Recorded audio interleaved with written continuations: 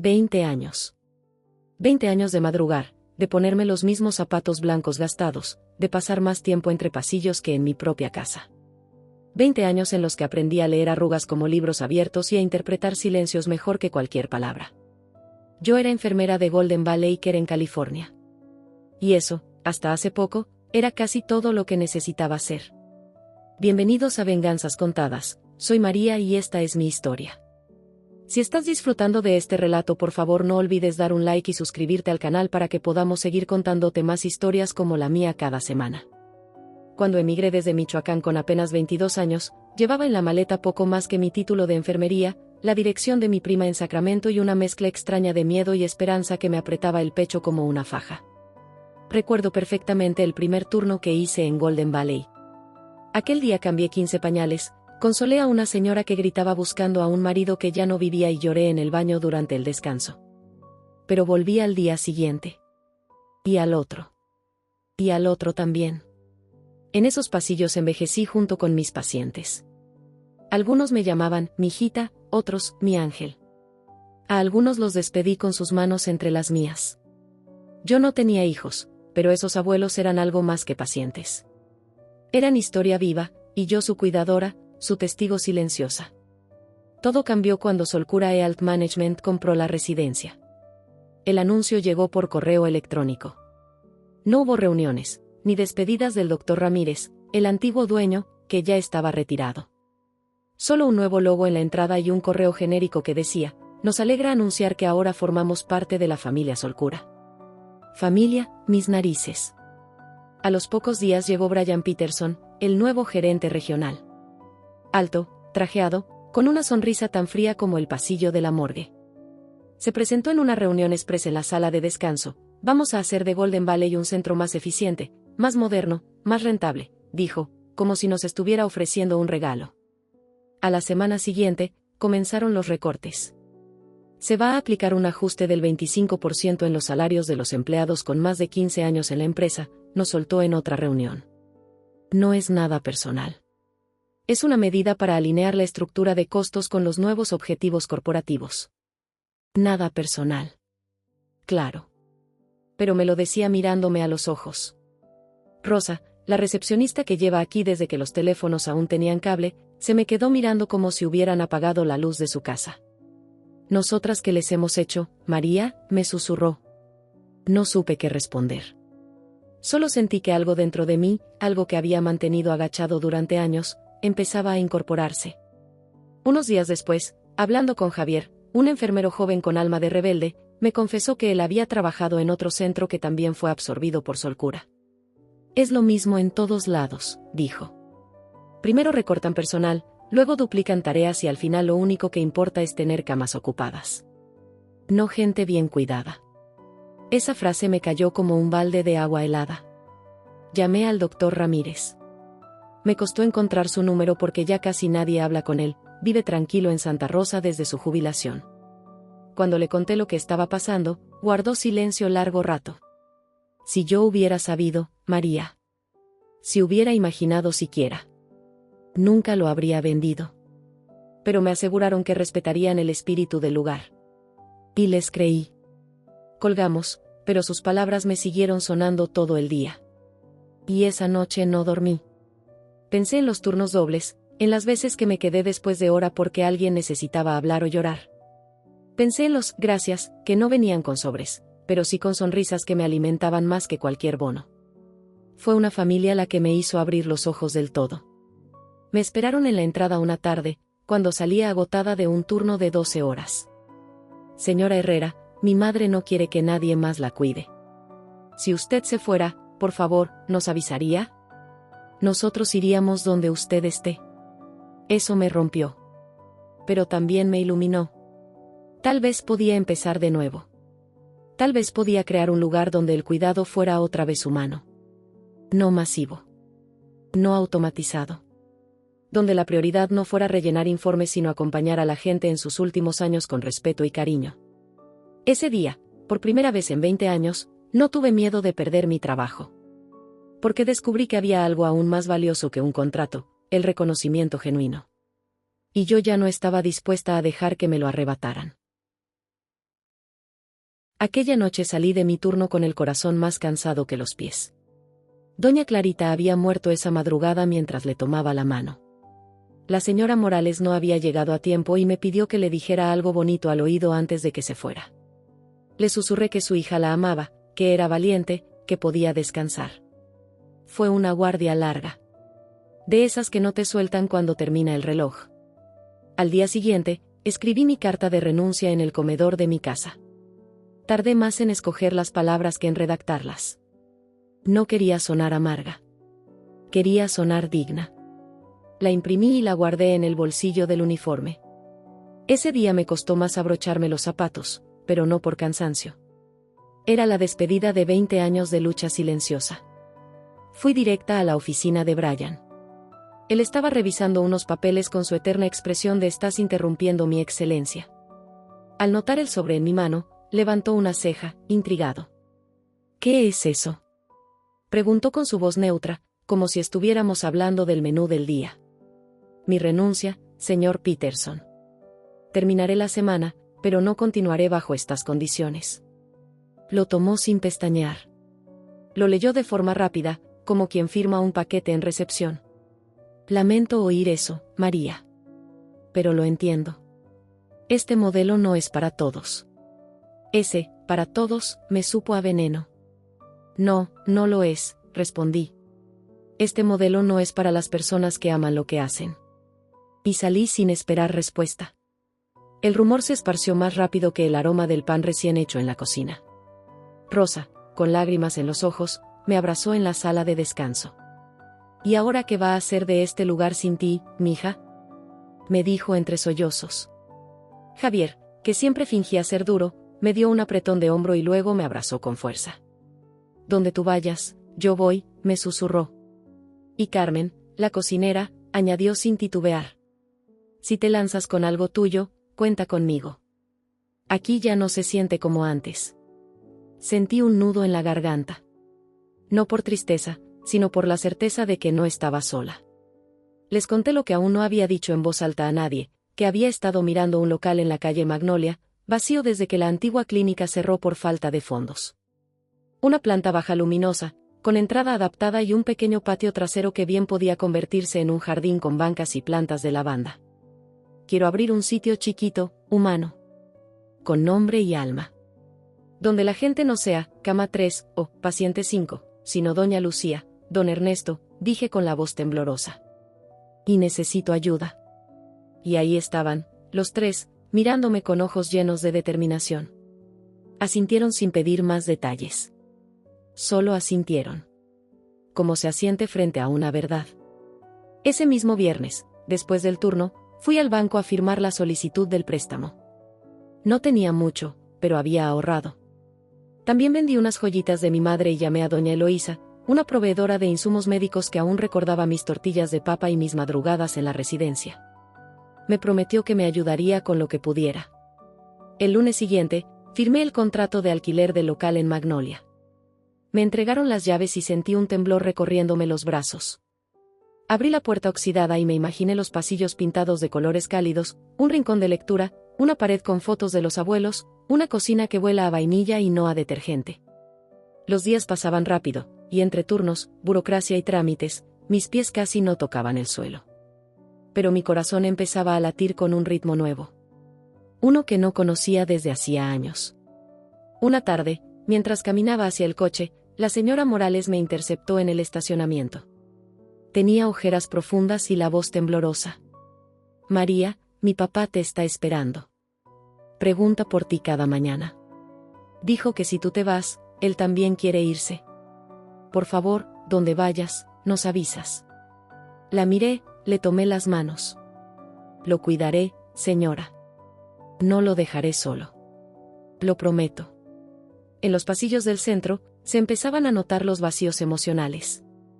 Algunos residentes preguntaban si era cierto que me iba. Otros solo me apretaban la mano con más fuerza. Incluso la hija de doña Julia me dejó su número por si en algún momento abres algo tuyo, lo sabremos valorar. El día que faltaban solo 5 días para mi salida, Brian me miraba con más frecuencia. Siempre desde la puerta, siempre anotando cosas. No decía nada, pero se le notaba la incomodidad de no saber qué estaba tramando yo con tanto silencio. Ese jueves, mientras servía la cena, recibí un mensaje por la radio interna: el señor Peterson desea verla en su oficina. Respiré profundo, dejé la bandeja con suavidad sobre la mesa de don Ignacio y me dirigí hacia allá. No con miedo. No con rabia. Con la certeza de que, por primera vez en muchos años, yo tenía la sartén por el mango. Estaba lista para lo que viniera. La oficina de Brian olía a desinfectante barato y arrogancia. Me recibió sin mirarme a los ojos, como siempre. Solo alzó la voz, seca, firme, queriendo imponer autoridad con esa seguridad de manual que enseñan en escuelas de negocios, pero que no funciona con quienes hemos aprendido a leer la humanidad más allá del tono. María, ¿me han llegado rumores sobre tu plan alternativo?, dijo, alzando una ceja. Algunos empleados me han hablado de un proyecto nuevo, y quiero recordarte que tienes cláusulas de confidencialidad y que ciertos movimientos podrían interpretarse como competencia desleal. Me le quedé viendo en silencio. Sentía como la sangre me hervía, pero también la serenidad de quien ha soportado peores tormentas. No le debía explicaciones, pero tampoco iba a bajar la cabeza. Lo que estoy haciendo, le respondí despacio, como quien enseña a un niño a sumar, no tiene nada de desleal. Es cuidar a la gente. Algo que aquí, por lo visto, ya no se valora. Su mandíbula se tensó. Intentó otra táctica. Podríamos reconsiderar lo del recorte de salario, si estás dispuesta a quedarte. Sé lo que vales, María, pero también sé que los cambios duelen. Me eché a reír. Una risa corta, seca. ¿Sabes lo que duele, Brian? Duele mirar a los ojos de un anciano y no poder decirle que estará bien porque tú estás más ocupado en venderle una mejora de bienestar que en garantizarle una vida digna. Salí sin esperar más. Esa conversación ya estaba vencida. Casa Magnolia ya no era solo un sueño. Era una idea con paredes. Con un letrero temporal en la entrada que Javier había pintado a mano y Carmen decorado con flores de papel. Era una ilusión viva. Este lugar huele a hogar, tía, me dijo Javier un día. Y aún no hemos cocinado nada. Esa tarde nos sentamos en el suelo, entre cajas de equipamiento médico reciclado y muebles donados, y nos reímos recordando anécdotas de Golden Valley. Nos prometimos mantener todo lo bueno y dejar fuera lo podrido. Pero Solcura no tardó en contraatacar. Al día siguiente, Brian convocó una reunión obligatoria. Nadie habló durante su discurso. Mostró diapositivas con gráficos de proyección de ingresos, y luego anunció un nuevo tarifario: todos los servicios aumentaban un 30%. Y además, los empleados debíamos vender paquetes de prevención avanzada, que incluían pruebas y tratamientos innecesarios. Había que convencer a las familias. El que no vendía, no avanzaba. ¿Y si la familia no quiere?, preguntó Carmen. Entonces están eligiendo el riesgo. Nosotros ofrecimos la mejora, respondió Brian, sin inmutarse. Me sentí enferma. Ese mismo día, me tocó atender al padre de la señora Whitaker. Un hombre dulce, con Parkinson avanzado, que conocía desde hacía más de una década. Ella venía todos los miércoles, siempre con un termo de café para mí. En la revisión, noté que los nuevos protocolos sugerían hacerle una resonancia y análisis hormonales. Una locura. No era necesario, y cualquier movimiento brusco le causaba ansiedad. ¿Esto es por los nuevos programas?, preguntó la señora, leyendo el informe. La miré, y por un instante dudé. Pero luego respiré hondo. Sinceramente, si fuera mi padre, esperaría. No hay síntomas nuevos. No lo necesita ahora. Ella me tomó la mano. Me dijo gracias. Y justo cuando íbamos a cerrar la consulta, Brian apareció en la puerta. ¿Todo bien por aquí?, preguntó con esa sonrisa de serpiente que ya conocía demasiado bien. La señora Whitaker se tensó. La enfermera me ha dicho que esto no es urgente. Brian frunció el ceño y se acercó con su tablet. Bueno, señora, usted es libre de decidir, pero esto es una oportunidad de adelantarse a posibles complicaciones. Si no lo hace ahora, quizás se arrepienta más adelante. La presión funcionó. La señora accedió, incómoda.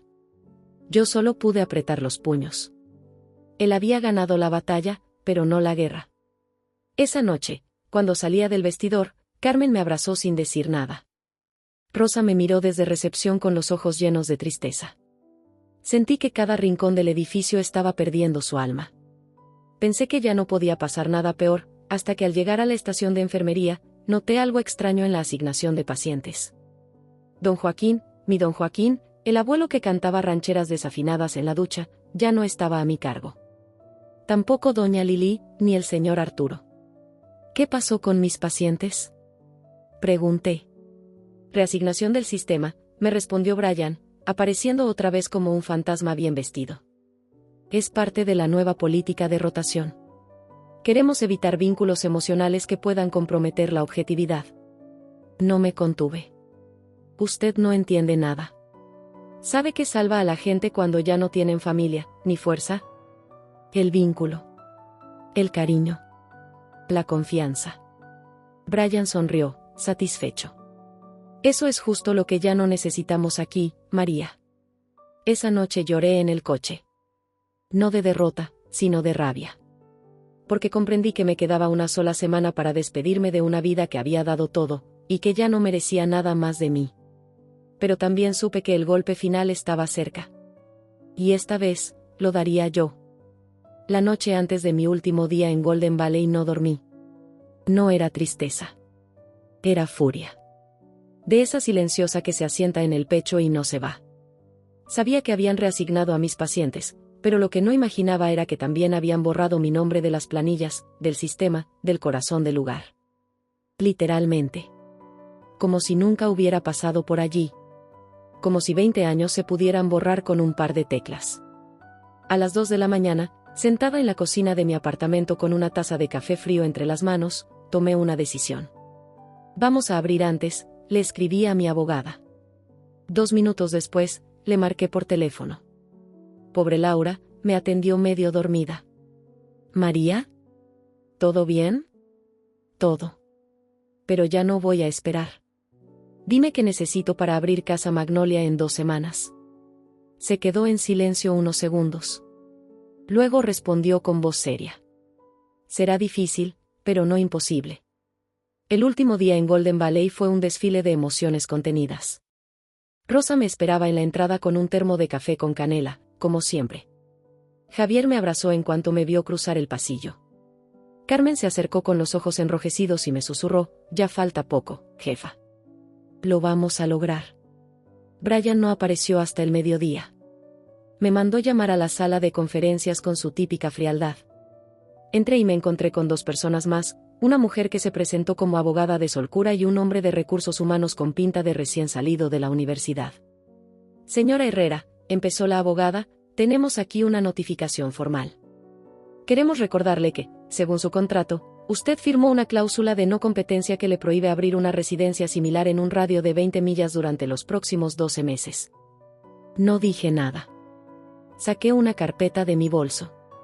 Dentro, los documentos originales. Con los ojos clavados en los suyos, se los extendí. Lea bien. No hay ninguna cláusula de no competencia. Y aunque la hubiera, la legislación del estado de California protege a trabajadores del sector salud de ese tipo de restricciones.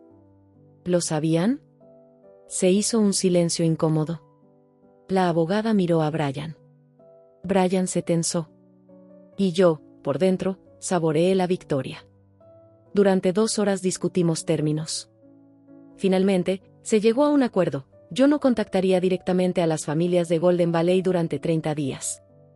A cambio, Solcura no me pondría trabas legales para abrir Casa Magnolia. Acepté.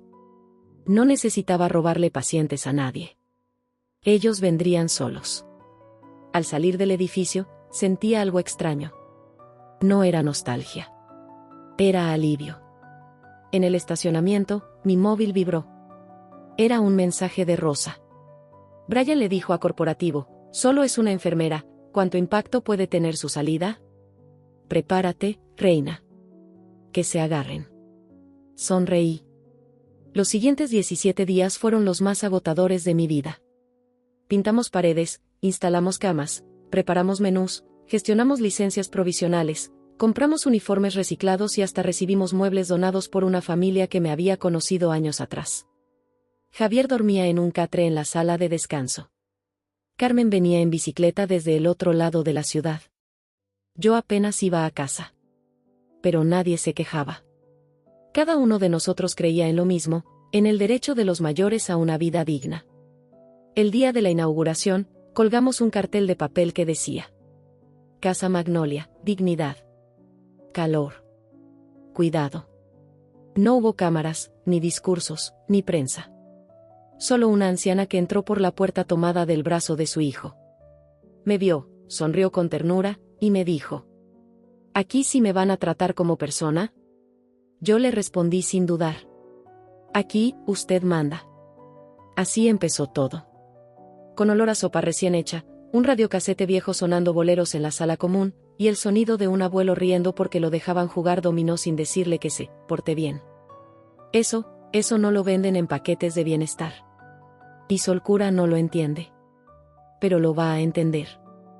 Después de dejar Golden Valley, no imaginé lo que vendría. La primera en seguir mis pasos fue Rosa. Me llamó una semana después, voz temblorosa pero decidida. Ya no puedo más, María. Esto ya no es lo que era. Ya no se trata de cuidar, se trata de vender. Yo vine a esta profesión para otra cosa. Me pidió una entrevista formal, como si necesitara convencerme de algo. No hizo falta. Le dije que Casa Magnolia era también su casa. Nos vemos el lunes, fue todo lo que necesitó. Ese lunes iba a ser una jornada tranquila. Una apertura modesta, pensada para 6 residentes que habían confirmado asistencia. Teníamos el menú impreso, las habitaciones preparadas y una lista de tareas. Javier había planificado rondas de medicamentos y Carmen decoró el comedor con flores de papel hechas a mano. Pero lo que vi al doblar la esquina me desbordó el alma. Una fila. Una fila larga, doblando la calle Magnolia y rodeando la manzana. Personas mayores tomadas del brazo de sus hijos. Nietos empujando sillas de ruedas. Mujeres con pasteles caseros. Hombres con sombreros de mariachi y guitarras. Sonrisas. Lágrimas. Una señora me abrazó sin aviso, con fuerza. No venimos por el nombre, María. Venimos por ti.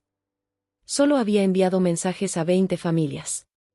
Algunas con necesidades específicas, otras con vínculos de confianza forjados durante años. Pero el boca a boca, los grupos de Facebook de la comunidad, los abuelos que hablaban con otros en el parque, hicieron el resto. Ese primer día, más de 70 familias se acercaron a preguntar. A los 3 días, ya eran 150. En una semana, habíamos recibido más de 400 solicitudes. Gente que venía con tupperwares de comida, con fotos de sus padres, con cartas escritas a mano. Había algo en sus rostros que conocía bien, esperanza. Y yo, que creía que me iba a quedar con camas vacías, me vi organizando turnos dobles, entrevistas de personal nuevo, y adaptando habitaciones para recibir más gente. Una noche, mientras fregaba tazas en la cocina, recibí un mensaje de texto de un número conocido. Convocaron reunión de emergencia. El calendario de admisiones está vacío. Brian está que echa humo. Era Javier. Aún tenía amigos en Golden Valley. Por lo visto, en solo 2 semanas, habían perdido a más del 40% de los interesados nuevos, y varias familias estaban pidiendo traslados. Me senté, exhausta, y bebí un sorbo de té. No sentí venganza. Sentí paz. Pasaron 3 meses como si fueran años. Todo fue crecer, ajustar, mejorar. Implementamos talleres de memoria, tardes de lotería, noches de cine con chocolate caliente. Una vecina ofreció clases de yoga suave para los abuelos. Otro nos donó una colección de libros en español. Un colegio organizó una visita mensual con sus estudiantes para leer cuentos. La comunidad no solo nos abrazó, se volvió parte del proyecto. Un martes, al mediodía, cuando el sol colaba luz dorada por las cortinas del salón común, apareció una figura que no esperaba, el doctor Ramírez, mi antiguo jefe. Caminaba despacio, con el bastón en una mano y una sonrisa en los labios. Tenía que verlo con mis propios ojos, dijo, observando las plantas, las risas, el equipo trabajando con calma. Esto es lo que siempre soñamos. Y lo que nunca nos dejaron hacer. Me tomó de las manos y me miró como un padre orgulloso. Debí habértelo ofrecido a ti primero, María. No se preocupe. Todo pasó como tenía que pasar. Un viernes por la mañana, abrí el correo electrónico mientras esperaba el café. Había uno con asunto breve, cita pendiente, señor Brian Peterson. Lo abrí. Estimada señora Herrera, me gustaría solicitar una reunión informal para intercambiar visiones sobre el futuro del cuidado geriátrico en California. Considero que podríamos aprender mutuamente del trabajo que estamos haciendo. Atentamente, Brian Peterson, gerente regional, Solcura Health Management. Sonreí. Le respondí con calma. Martes, 2 de la tarde. Estoy disponible. Nada personal, solo negocios. Esa noche, salí al patio trasero de Casa Magnolia. Don Joaquín estaba en su silla, viendo el cielo.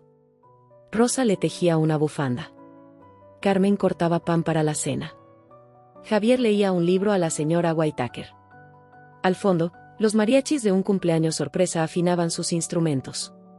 Cerré los ojos. No pensé en venganzas. Pensé en propósito. En dignidad. En raíces. Mi historia no era de derrota. Era de reconstrucción. El lugar que soñé para mí, y para todos aquellos que nunca tuvieron voz en el sistema. Porque la mejor venganza no es destruir lo viejo. Es construir lo que siempre soñaste. Y vivirlo, con la cabeza en alto.